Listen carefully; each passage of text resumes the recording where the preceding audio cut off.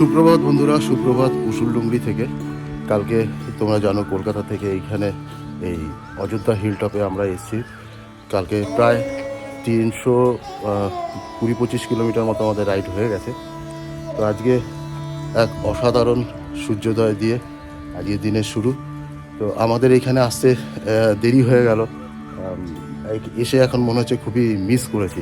যাই হোক, Ayodhya hill top থেকে মাত্র 5.5 কিলোমিটার তোমরা বলতে পারো, নিয়ার অ্যাবাউট 6 কিলোমিটার, 5 কিলোমিটার 900 কত একটা মাইলস্টোনে আমি দেখতে পাচ্ছিলাম। তো যাই হোক, খুব সুন্দর অসাধারণ একটা সূর্যোদয়। যেটুকুনি দেখলাম সে এক কবির ভাষায় বলে না, আহা কি দেখিলাম জন্ম জন্মান্তর ভুলিব না, সেই রকমই খুব সুন্দর। যদি না আসতাম খুব মিস করতাম। তো আমি তোমাদেরকে বলবো, যদি তোমরা এখানে আসো অতি অবশ্যই এই সানরাইজ পয়েন্টে এসো। খুব বেশি দূর না অযোধ্যা হিলটপ থেকে। তো চলো, এই আজকের অসাধারণ সুন্দর একটা ওয়েদার আর সূর্যোদয় দিয়ে আজকের দিনের শুরু। অযোধ্যা হিল থেকে এই উসুলডুংরির আসার রাস্তাটাও খুব সুন্দর। মানে এইখানে সব আদিবাসীদের গ্রাম রয়েছে, আর খুব সুন্দর সুন্দর বাড়ি, যেন মাটির বাড়ি, যেগুলো তোমাদের কালকের ব্লগেও বলেছি, খুব সুন্দর রং টং করা রয়েছে। আর এই ভোরবেলা যখন আসছি, সব দিনের শুরু, যখন মুরগি ডাকছে, ছাগল গরু এসব রকম, মানে এক দারুণ একটা সিচুয়েশান। তো এইখানে যদি উসুলডুংরিতে তোমরা আসলে, এইখানে এই যে একটা টাওয়ার রয়েছে, ওয়াচ টাওয়ার রয়েছে, এছাড়াও এইখানে অনেক বসার জায়গা রয়েছে। বসে তোমরা এখানে সানরাইজটা এনজয় করতে পারবে। খুব সুন্দর জায়গা, অতি অবশ্যই এসো, কখনো মিস করো না যদি তোমরা এই পুরুলিয়া ভ্রমণে অযোধ্যা হিলটপে আসো। এছাড়াও আরও অন্যান্য জায়গা রয়েছে, সেগুলো তো দেখবেই, তবে সূর্যোদয়টা অতি অবশ্যই মিস করবে না। উসুলডুংরির সানরাইজ পয়েন্ট থেকে বেরিয়ে গেলাম। তো এখন আবার আমাদের হোমস্টেতে ফিরে যাব। তারপরে আজকে আরও অন্যান্য জায়গা দেখার আছে। তবে এই যে সকালবেলাটায় যে এখানে আসলাম, মানে সত্যি খুব সুন্দর লাগলো। এখানে সবে গ্রামের লোকজন ঘুম থেকে উঠেছে, যে যার নিজের দিনের শুরু করছে, মানে ঘরদোর পরিষ্কার করছে, সামনের উঠোন ঝাড় দিচ্ছে, মুরগির ডাক। তারপর এখানে সব গরু ছাগল এখন চড়তে নিয়ে বেরোবে আর কি। সে দারুণ গ্রাম্য পরিবেশ, খুব সুন্দর লাগছে।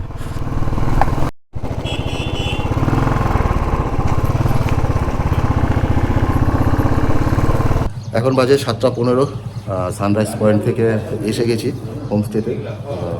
এখন আমরা বেরিয়ে যাব মুরগুমা ড্যাম আর সুইসাইড পয়েন্ট দেখতে। তো যাওয়ার আগে আমরা যে হোমস্টেটাতে ছিলাম সেটা একবার তোমাদের দেখিয়ে দিই।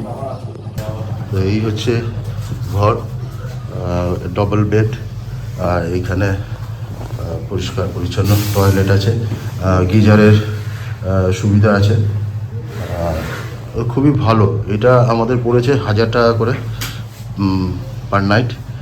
তো বেশ রিজনেবল, খুব ভালো, পরিষ্কার পরিচ্ছন্ন। তোমরা চাইলে এখানে স্টে করতে পারো। এই হোমস্টে ছেড়ে এখন আমরা বেরিয়ে যাব। তাহলে চলো আজকে দিনের রাইড শুরু করি। তো এই পরমেশ্বর হোমস্টে ছেড়ে সামনে দেখতে পাচ্ছ পরমেশ্বর হোমস্টে, এইখানেই আমরা ছিলাম কালকে, সেইখানে নাইট স্টে করেছি। তো এখান থেকে বেরিয়ে যাচ্ছি। তো আজকে মোটামুটি আমাদের কত কিলোমিটার রাইড হবে সেটা এখনও ঠিক বলতে পারছি না। কাঁটাটা জিরো করতে ভুলে গেছি। ওকে, জিরো করে নিই। কালকে টোটাল 342 মতো রাইড হয়েছিল, আমার তো মিটার তাই বলছে। ওকে, জিরো হয়ে গেছে। চলো, এই যে সামনেই আছে, কালকে তো তোমাদের পরিচয় করিনি, এটা হচ্ছে বাচ্চুদার ছেলে। তো হিমালয়ানে রয়েছে। তো বাচ্চুদা কালকে রাত 9:30টার সময় এসছে আমাদের হোমস্টেতে, আমাদের সাথে জয়েন করেছে। এই যে বাচ্চুদা।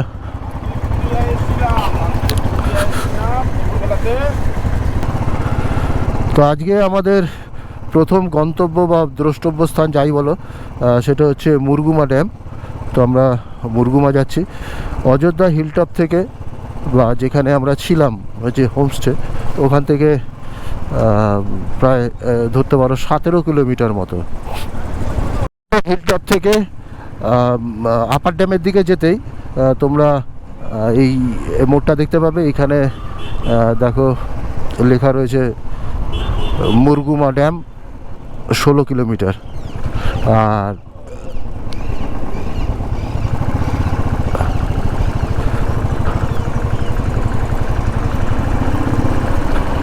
অযোধ্যা হিলটপ থেকে এইটুকুনি হচ্ছে বলতে গেলে 1 কিলোমিটার। তো আমরা চলে আসলাম মুরগুমা ড্যামের রাস্তায়।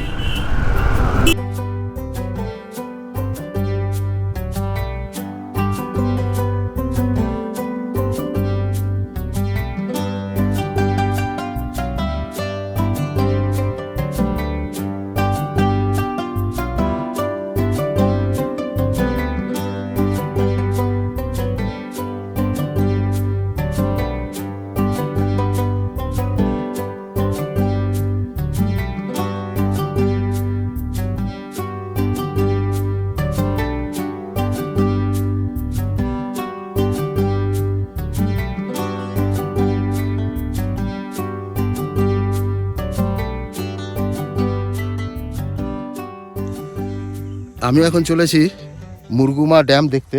তো আমার পেছনে দেখতে পাচ্ছ এখানে দুখানা রাস্তা। তো অযোধ্যা হিলটপ থেকে আসার পরে এইখানে এই মোড়টাতে এসে তোমরা বাঁ দিকে চলে যাবে। আর কেন দাঁড়ালাম তারও একটা কারণ আছে, এমনি তো খুব শুনশান। আর আরেকটা জিনিস দেখো, এই যে বন্য হাতি হইতে সাবধান। তার মানে এইখান দিয়ে হাতি চলাচল করে, বা এই জঙ্গলে, এই যে আমার এই জঙ্গলটা রয়েছে এখানে হাতি আছে, সুতরাং সাবধান। তবে রাইড করতে কোনো ভয় নেই বা ঘুরতে আসলে কোনো ভয় নেই। তো যদি দেখা পাও তাহলে সেটা তোমাদের ভাগ্য বলতে পারো, কপাল বলতে পারো। তো চলো এখন আবার মুরগুমা ড্যামের দিকে যাই।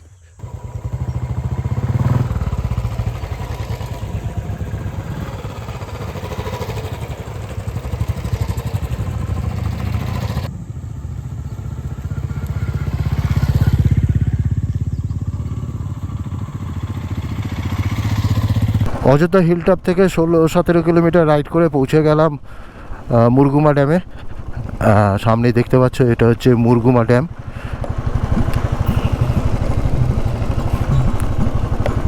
অসাধারণ ভিউ।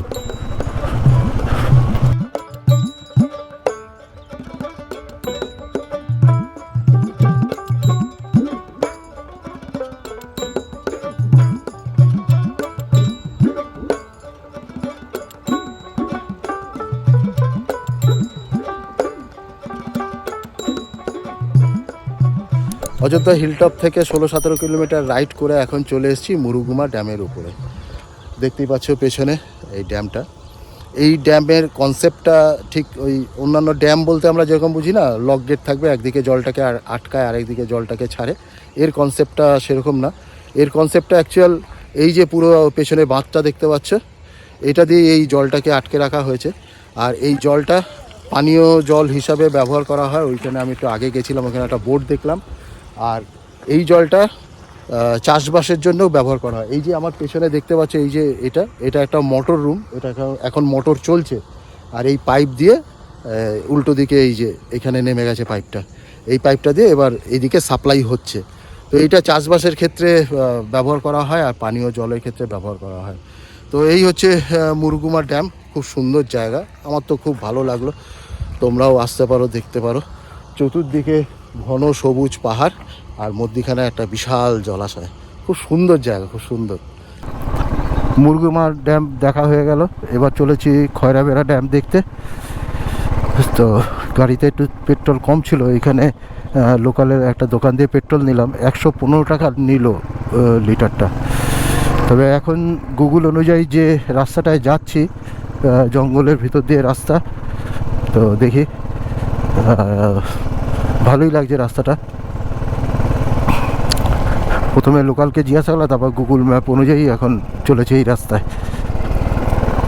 তো এর ভেতরে অনেক ইকো রিসর্ট আছে, কটেজ আছে, ভালো লাগবে থাকতে। এইসব জঙ্গলের ভেতরে ভেতরে খুব সুন্দর।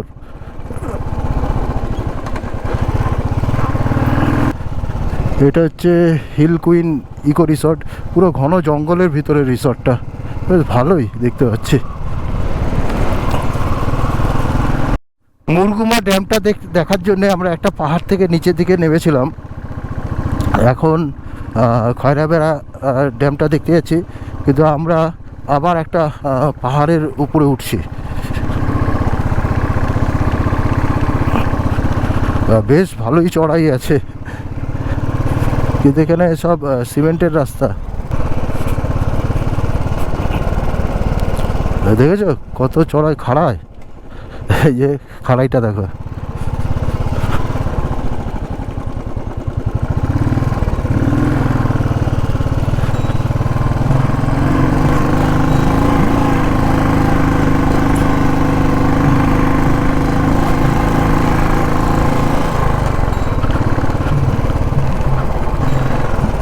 এই রাস্তাটা বেশ এনজয় করছি, বেশ কার্ভি রাস্তা আছে, চড়াই উতরাই আছে। যারা বাইক নিয়ে আসবে তারা খুব এনজয় করবে এই রাস্তাটা, তবে অতি অবশ্যই সাবধানে রাইড করবে।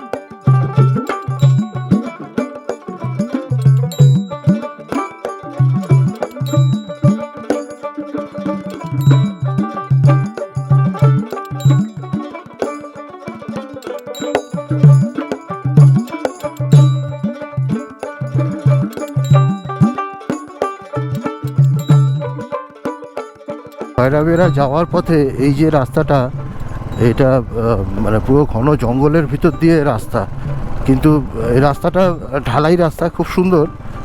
আর এই মাঝে মাঝেই এখানে গ্রাম দেখতে পাচ্ছি, কিন্তু এরা এখানে এত ভেতরে রিমোট জায়গায় রয়েছে, কি করে রয়েছে কে জানে।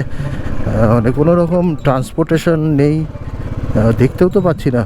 শুধু মাঝে মাঝে দু একটা লোকের বাইক ফাইক যাচ্ছে দেখছি, কোনো গাড়ি ঘোড়াও দেখছি না যে চলাচল করছে। এই এতক্ষণ পরে একটা ট্র্যাক্টর দেখলাম।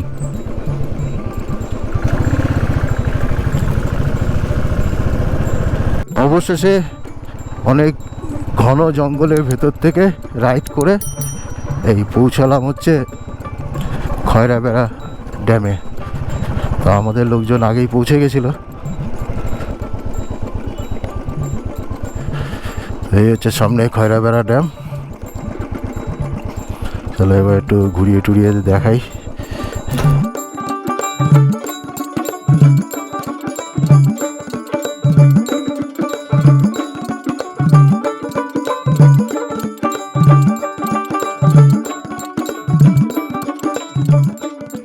মুরগুমা ড্যাম থেকে প্রায় 27 কিলোমিটার দূরে চলে এসেছি খয়রাবেড়া ড্যামে। এখানের কনসেপ্টটাও সেই একই। এইখানে এই ঝর্ণার জল এসে এই রিজার্ভারটা ভর্তি হয়, আর এইখানে এইটাই হচ্ছে ড্যাম, মানে এই বাঁধ দেওয়া রয়েছে এইখানে। এইখানে ওইখানে এক জায়গায় দেখছিলাম জল পাস করার জায়গা আছে, আর আমার পেছনে এইখানে ছোট্ট দেখছি দুটো লক গেট আছে, আর লক গেট আছে। আর এই জলটাও ওই মুরগুমা ড্যামের মতোই চাষবাসের জন্যে আর পানীয় জল হিসাবে ব্যবহার করা হয়। খুব সুন্দর, চারদিকে বড় বড় পাহাড়। তো এইরকম এইখানে অনেক বড় একটা পাহাড় দেখলাম এখানে এসেই, চোখে পড়লো। আর এমনি পুরো সবুজে ভর্তি চারদিকটা, খুব ভালোই লাগবে। আর আমরা যে মুরগুমা ড্যাম থেকে এইখানে আসলাম, রাস্তাটা অসাধারণ, মানে পুরো জঙ্গলের ভেতর দিয়ে পাহাড়ি রাস্তা। যারা বাইক নিয়ে আসবে তারা খুব এনজয় করবে এই রাস্তাটা। আর একটা জিনিস, ওই রাস্তাটা গুগলে শো করে, তো সুতরাং মুরুগুমা ড্যাম দেখে আর ওর ভেতরের রাস্তাটা ধরে এই খয়রাপাড়া ড্যামে চলে আসতে পারবে। তো এখন এখান থেকে যাব হচ্ছে দেখি আর কোথায় কিছু দেখার আছে কি না, নাহলে একেবারে বাড়ির পথে রওনা হব। খয়রাপাড়া ড্যাম দেখে ফেরার পথটা আমরা বাঘমুন্ডি হয়ে নিয়েছি। যে রাস্তা দিয়ে আমরা খয়রাপাড়া গেছিলাম সেই রাস্তাটা নেইনি। তো এই বাঘমুন্ডি দিয়ে যেতে গেলে এখানে পরে চড়িদা বলে একটা জায়গা, যেখানে এর এই পুরুলিয়ার যে ছৌ নৃত্য তার যে মুখোশ সেগুলো তৈরি হয়। এই যে সামনে দেখতে পাচ্ছি এই মুখোশগুলো রয়েছে। তো আমি এখন এই চড়িদার উপর দিয়েই যাচ্ছি। এই যে সামনে এই দেখতে পাচ্ছ এই যে মুখোশগুলো সবাই বানাচ্ছে, এইখানে আছে ওইখানে আছে এইদিকে আছে, টোটাল পুরো জায়গাটা ভর্তি এইখানে মুখোশে। তো এটাকে অনেকে মুখোশ গ্রামও বলে চড়িদা। তো এইখানে কিছু বানিয়ে শুকাতে দেওয়া হয়েছে সামনে। এই যে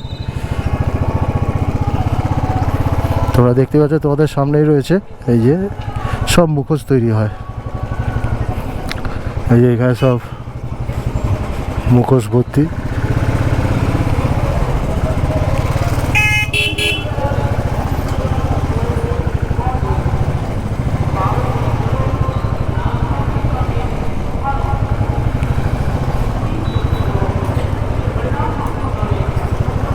সামনে একজন এখানে ওই পুতুলের উপর রং করছে দেখতে পাচ্ছ। তো এরকম চতুর্দিকে ভর্তি এই চড়িদাতে। তো এখানে ফটোগ্রাফাররা খুব আসে এখানে ছবি টবি তোলার জন্য। পুরুলিয়ার ছৌ নৃত্য খুব বিখ্যাত।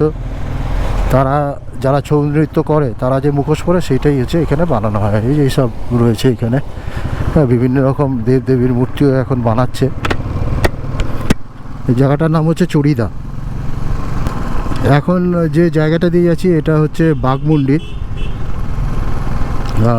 এই পুরুলিয়া ডিস্ট্রিক্টের। এটাও একটা বেশ জনপ্রিয় জায়গা। পাহাড়গুলো দেখেছো কি বিশাল উঁচু উঁচু। আমরা এখন কলকাতার দিকেই ফিরে যাচ্ছি। লাস্ট ওইটাই চড়িদা গ্রামের ওই যে ইয়েটা, ওইগুলোই একটুখানি দেখালাম তোমাদের। আর মনে হয় কিছু দেখবো না আমরা। এবার সোজা চলে যাব কলকাতার দিকে। এবার রাস্তায় যেতে যেতে রাস্তার যেটুকুনি সৌন্দর্য, বন জঙ্গল যা দেখবো তোমাদের দেখাবো। আর এই যেতে যেতে এই যে পাহাড়গুলো দেখো। এবারে পাখি পাহাড় কোথায় ছিল সেটা দেখা হলো না। পুরুলিয়া অনেক কিছু আছে, এখন একদিন এসে একদিনে ফিরে যাওয়া এটা খুব কম সময়। একটু একদিন দুদিন বেশি সময় নিয়ে আসলে অনেক কিছু দেখা যায়। তোমাদেরকে একটু আগে এই পাহাড়গুলো দেখাচ্ছিলাম না, তো হঠাৎ রাস্তায় যেতে যেতে পাশে দেখলাম পাখি পাহাড়। তো ঢুকে পড়লাম, ভাবছিলাম যে পাখি পাহাড়টা হয়তো দেখা যাবে না। তো এখানে জিজ্ঞাসা করলাম, বলে সামনেই আছে। তাহলে পাখি পাহাড়টা দেখেই যাই। অ্যাকচুয়ালি এই পাহাড়টার গায়ে কেউ একজন পাখির ছবি সব এঁকে রেখেছে। সেটাই দেখার, মানে এরকম উঁচু উঁচু পাহাড়ে উঠে আঁকা, সেটা একটা দারুণ জিনিস কিন্তু। ও এই যে এখানে দেখতে পাচ্ছ, এই যে এখানে সব পাখি আঁকা রয়েছে। অনেকে পাখি পাহাড়ের ওইখানে উঠতে যাচ্ছে, তো আমরা আর গেলাম না। দূর থেকেই দেখলাম। অ্যাকচুয়ালি কী ব্যাপার সেটা একটু জানলে ভালো হতো। দূর থেকে দেখতে পাচ্ছ এই আঁকিবুকি করা, ওইগুলোই সব পাখির ছবি। অনেকে উপরে যায়। তো এই হচ্ছে সেই পাখি পাহাড়। এর উপরে কেউ ছবি টবি এঁকেছে, মানে পাখির ছবি এঁকেছে। এখানে গাইড পাওয়া যায়। 8 ঘন্টা 45 মিনিট টাইম লাগে। ওরা গিয়ে ঘুরিয়ে নিয়ে আসবে আপনাকে। আরও ভেতরে নাকি কিছু দেখার জিনিসপত্র আছে। তো আমরা আর গেলাম না, কারণ আমাদের এখন সেই কলকাতা অবধি রাইড করতে হবে। 8 ঘন্টা 45 মিনিট টাইম লাগবে। ও রাস্তাটা দেখো, রাস্তাটা দেখো কি দারুণ। পুরো শালবনের জঙ্গল। জঙ্গলটার নাম কি সেটা বলতে পারবো না, দারুণ রাস্তাটা। দেখো রাস্তা দিয়ে হাঁস যাচ্ছে এদিক ওদিক সেদিক। চলো টাটা।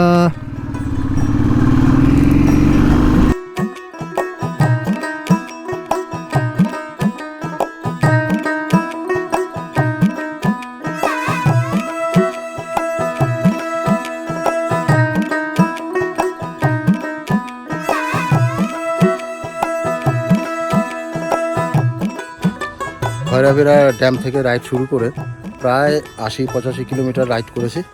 তো তারপরে এইখানে একটু দাঁড়ালাম, এই যে পান্থশালা হোটেল অ্যান্ড রেস্টুরেন্ট। এখানে একটু ফ্রেঞ্চ ফ্রাই আর কফি ও শুধু কফি খেলো, আমি চা খেলাম।